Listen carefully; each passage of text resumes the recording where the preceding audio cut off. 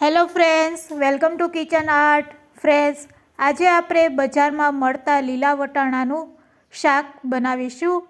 આ રીતે બનાવેલા શાકને તમે રોટલી પરાઠા સાથે ખાઈ શકો છો. રેસીપી સારી લાગે તો લાઈક અને શેર કરજો. અને જો તમે મારી ચેનલ ઉપર નવા હોય અને મારી ચેનલને હજુ સબસ્ક્રાઈબ ન કરેલ હોય તો સબસ્ક્રાઈબ કરી બાજુનું બેલ બટન દબાવવાનું ભૂલશો નહીં, જેથી કરીને તમને મારા નવા વિડીયોનું નોટિફિકેશન મળતું રહે. ફ્રેન્ડ્સ, શિયાળામાં ભરપૂર પ્રમાણમાં લીલા વટાણા આવે છે, તો અહીંયા આપણે લીલા વટાણાનું શાક બનાવીશું.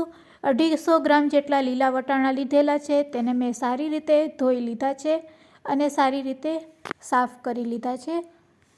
તો અહીંયા આપણે ફ્રોઝન નહીં પણ લીલા વટાણાનો ઉપયોગ કરીશું. આ શાક બનાવવા માટે ગેસની ફ્લેમ ચાલુ કરીશું. એક કઢાઈમાં થોડુંક પાણી થોડુંક ગરમ થાય એટલે તેમાં આપણે લીલા વટાણા એડ કરી દઈશું. અહીંયા આપણે વટાણાને બાફવાના નથી, ફક્ત લીલા વટાણા પોચા પડે ત્યાં સુધી તેને ગરમ પાણીમાં આ રીતે બોઇલ કરીશું. ફક્ત 20% જેટલા જ આપણે આ વટાણાને આ રીતે ગરમ પાણીમાં બોઇલ કરીશું.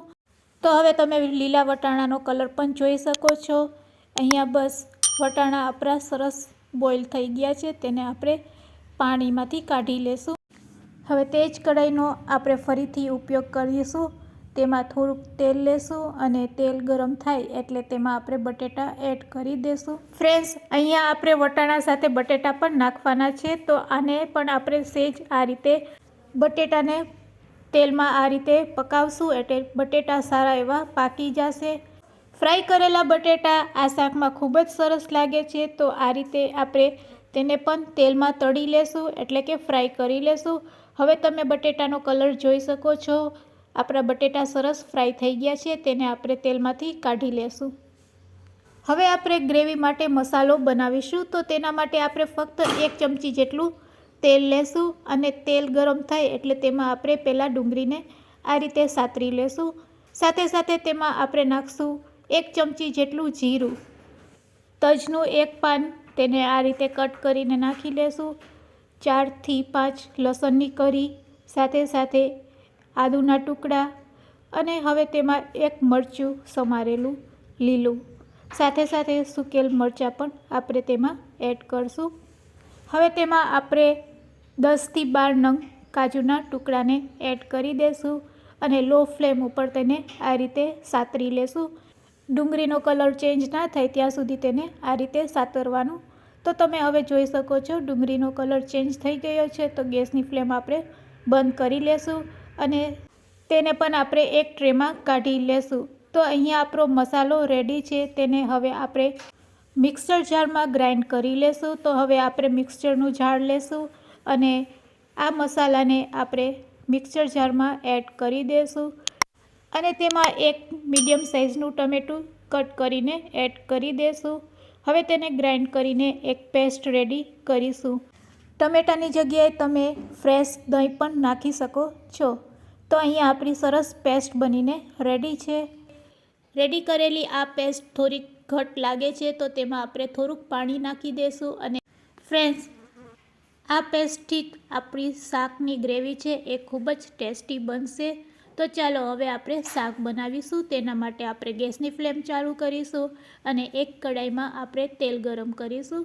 તેલ સારું એવું ગરમ થઈ જાય એટલે તેમાં આપણે જીરું અને રાઈ એડ કરી દઈશું. રાઈ અને જીરું સરસ કકરી જાય એટલે તેમાં અડધી ચમચી આપણે હિંગ એડ કરશું.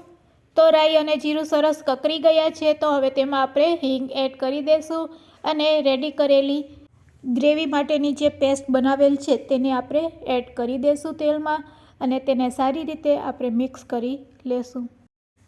આ રીતે તેને હલાવતા જઈશું અને તેલમાં સારી રીતે મિક્સ કરી લેશું. હવે તેમાં આપણે થોડુંક પાણી પણ નાખી દઈશું અને લો ફ્લેમ ઉપર થવા દઈશું. હવે આ શાકમાં આપણે કાચા મસાલા નાખવાની બદલે તેની પણ આપણે પેસ્ટ બનાવી લેશું. તો આ રીતે કાશ્મીરી લાલ મરચું, અડધી ચમચી ધાણા જીરું પાવડર, અડધી ચમચી હળદર પાવડર અને તીખું મરચું અડધી ચમચી, આ રીતે તેની પણ એક પેસ્ટ બનાવી લેશું પાણી નાખીને. તો અહીંયા સરસ તેની પેસ્ટ પણ બનીને રેડી છે. હવે આ મસાલાને આપણે રેડી કરેલી ગ્રેવીમાં એડ કરી દઈશું. તો અહીંયા આપણે ગેસની ફ્લેમ લો રાખીશું.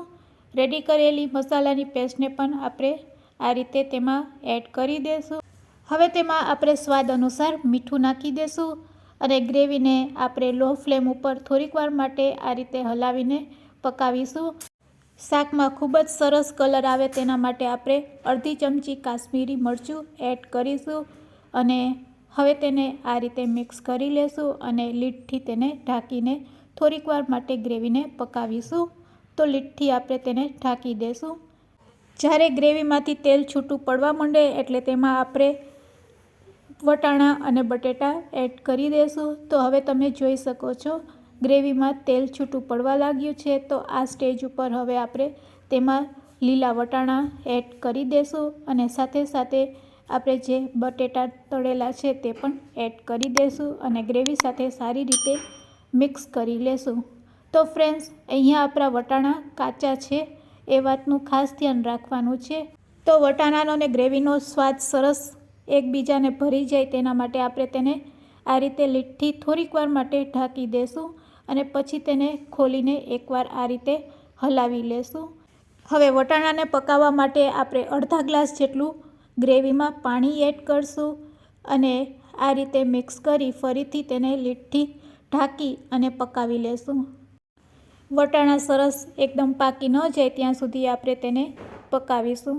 અહીંયા તમારે ગ્રેવી કેવી રાખવી છે એ રીતે તમારે તેમાં વધારે કે ઓછું પાણી ઉમેરવાનું. વચ્ચે વચ્ચે આપણે આ રીતે લીડને ખોલીને ચેક પણ કરી લેશું કે વટાણા સરસ ચડી ગયા છે કે નહીં. તો હવે આપણું શાક બનીને રેડી છે. આપણે તેને ચેક કરી લેશું. ફ્રેન્ડ્સ, એકદમ પરફેક્ટ આપણું શાક બનીને રેડી છે. શાકમાંથી તેલ પણ છૂટું પડવા લાગ્યું છે. ગેસની ફ્લેમ બંધ કરી દઈશું અને હવે આપણે શેકેલી કસૂરી મેથીને તેમાં એડ કરી દઈશું. તેનાથી પણ શાકનો ટેસ્ટ ખૂબ જ સરસ આવશે.